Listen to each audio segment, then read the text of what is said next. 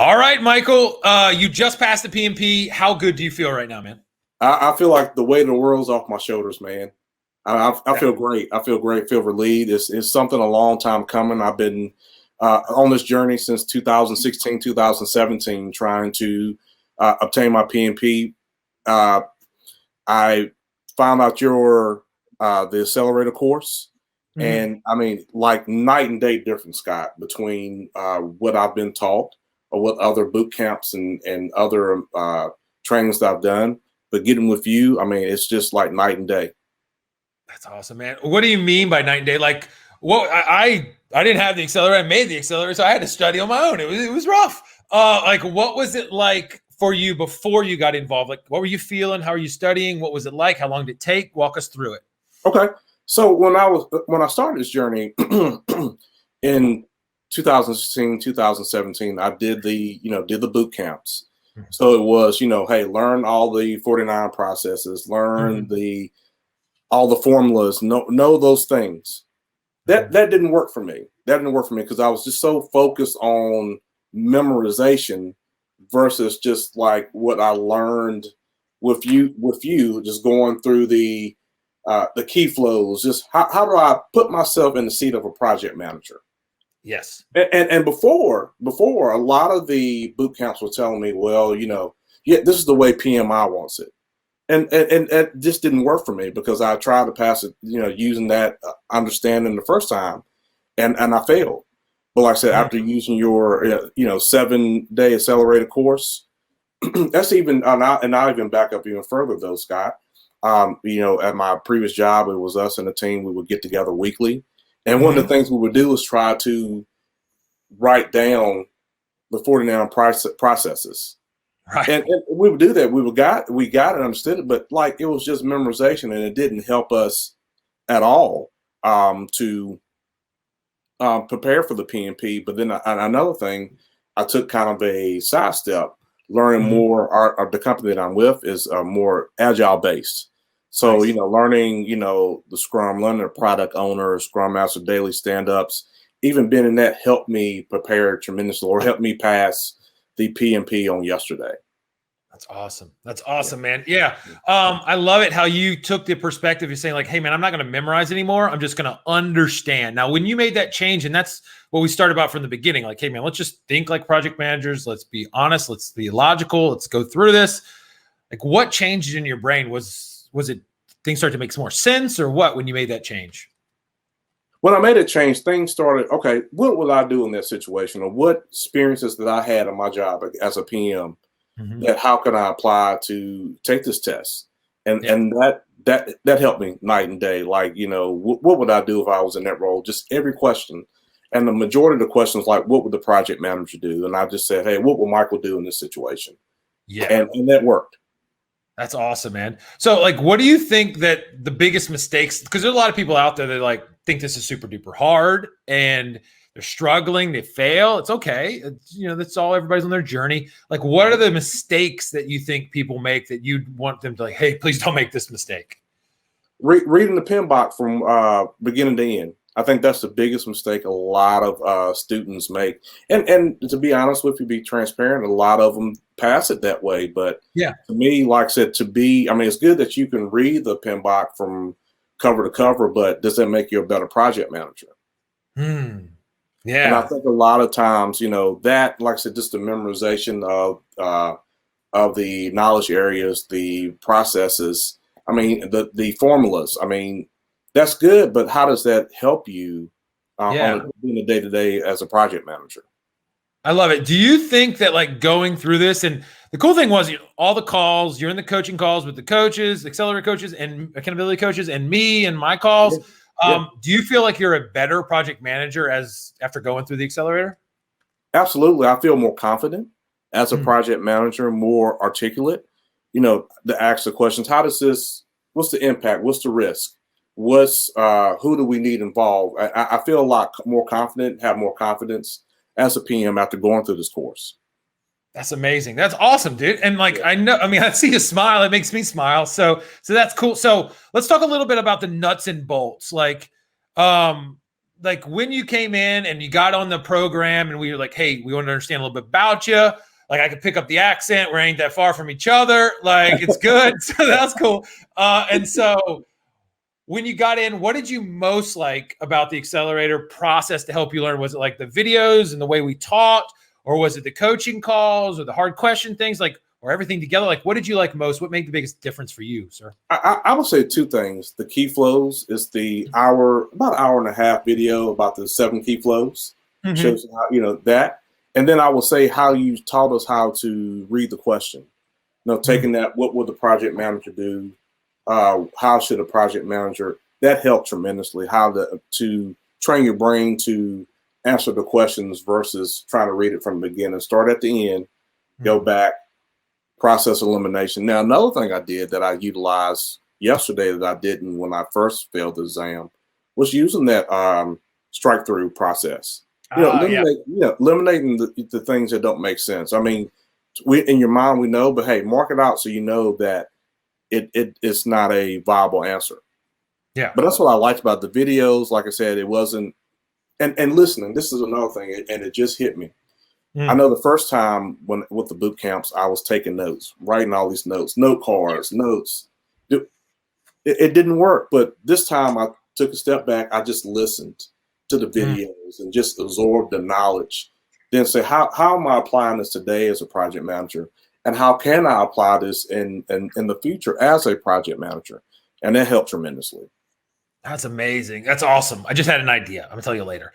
And so cool. You made me think. All right. So as you went through it, like, who was your coach? Like, you were in for a little while, like your accountability coach. Who did you partner up with? I partnered up with you, and I partnered up with, and his name just slipped my mind. It's David. David. Yeah, David. Okay, cool. What were the accountability calls with David like? Like, how did they help you? What was the structure? What was the process like for you, sir? It was great. Like I said, just kind of reinforcing what we did and what you're doing in the videos. It's a big reinforcement for what you had taught us or showed us in the videos. Mm-hmm. All right, that's good. That's sweet. And then a lot of people are scared when they go into like the hard question calls with me. They're like, hey man, there's people in here. They're watching me. I'm afraid I'm going to make mistakes and stuff. What was the experience like? Were you scared? Did it help you? Like, what was it like in being these like calls where all we do is break down questions and stuff live together? It helped me tremendously.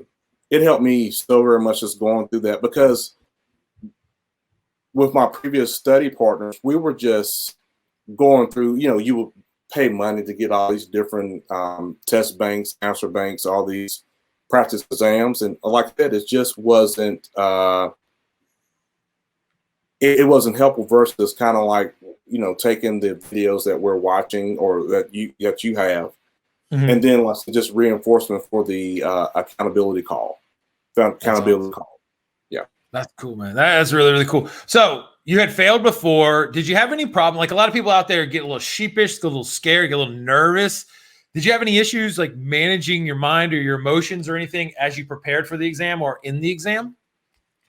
No, actually, like I said, this time I was very calm. I was very relaxed.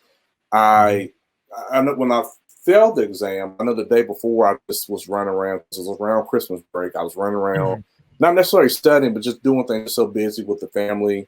So, I had to take 2 steps back. For me, take 2 steps back. This time around, it was like I did the test like at 9 o'clock in the morning. That was the earliest time I could get. Yeah.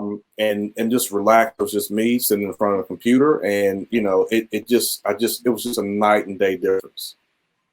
Do you recognize in yourself that like, hey, I need to be like the morning's better for me versus the night because I'm not as worn down or something? Did you pick that say that like, hey, this is the time for me when to take the exam, or what?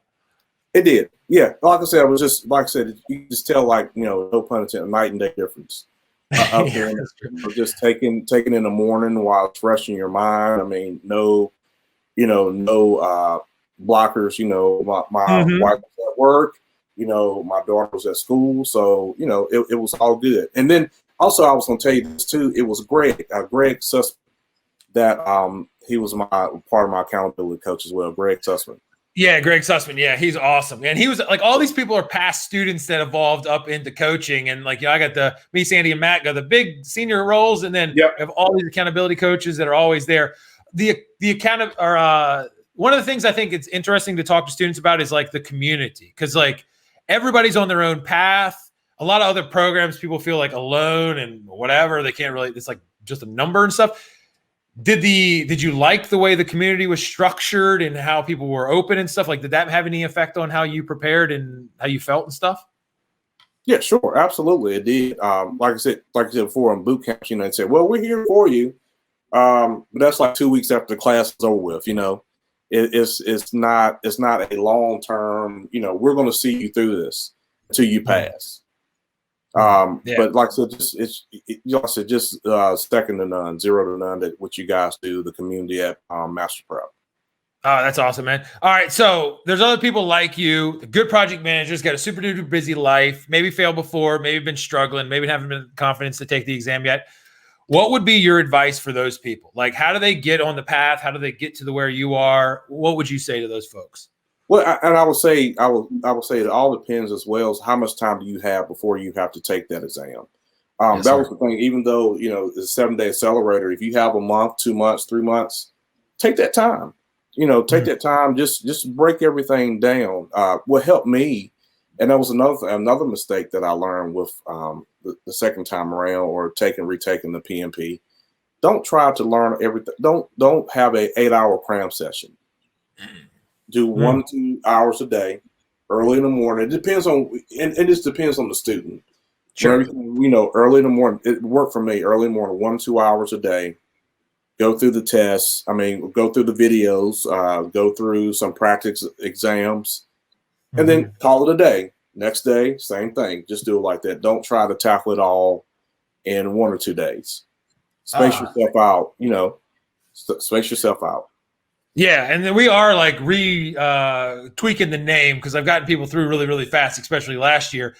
And now we can still do that, but really it should be called a Customized to Your Needs Accelerator. It's a less catchy name. Right. So it like spreads out to be like, hey, how many hours do you have a week? And people always want to go fast. I'm like, yeah, that's cool. But like, we want to pass and we want to be better project managers. So yeah, like you say, let's customize it to your needs. How many hours? And then I think you hit on something really important. Like don't overwhelm your brain. Like a couple hours, boom. You got to, I think one of the things that it's apparent for you is like, you were figuring yourself out a little bit. Like, hey, exactly. When am I better in the morning than I am at night? Totally okay. Right. And so you customize it to your needs, and we're back there to support you. So that's a really good lesson. Right. Cool. And then I will say another thing too, just take advantage of your podcast, take advantage of the YouTube videos. It was a good one that I saw with the reinforce about managing risk. I can't think of the lady that was on there. I can't think of her name, but that was a good video. So just take advantage of those things. Like I said, if you absolutely take the course, do the course, but you also use the YouTube videos, the podcast, the supplements. There you go. That's true. And we are putting like our best and brightest, like, oh, these are the ones that really resonate with people, because I'm cranking out these podcasts. I got like 4 ideas that I wrote down right now for podcasts and YouTube things. But we're putting our best ones, the ones that really resonate, in a place like a bonus section for the accelerator to be like, okay, we've pruned them all. We've, categorized them all. Like, if you have a problem with this, go to here. So yeah, we've heard that a lot, and we're pulling it in. So I appreciate it. Well, Great. Michael, you did amazing. 3 above targets. You shared all your advice. What's next for you, man? Well, we'll see what the future holds. That's all I can say. All right. But like I said, this is just another step to bigger and better things. So looking forward to the future. Yes, sir. Well, we'll be here to support you the entire time. This won't be the last time we chat. And let's keep going. Thank you very much. We're proud of how you did. Good job, man. Thank you. Thank you, Scott.